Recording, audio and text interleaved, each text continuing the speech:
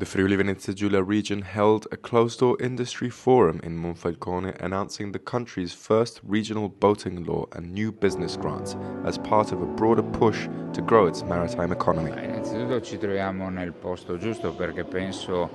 che Monfalcone parli più di altri territori il linguaggio del mare, quindi insomma in questi anni è stato fatto un lavoro molto importante di sviluppo. Devo dire che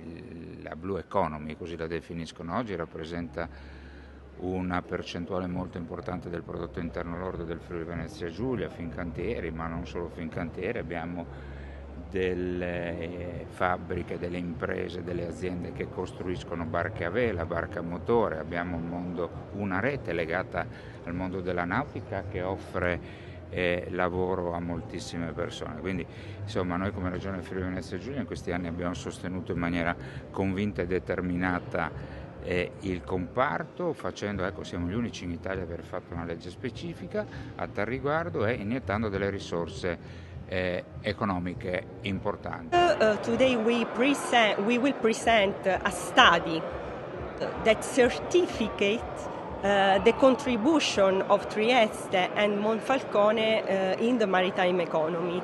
And we will present even a series of benchmarks from,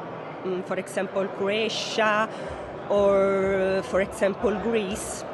to highlight a sort of new strategy for the region.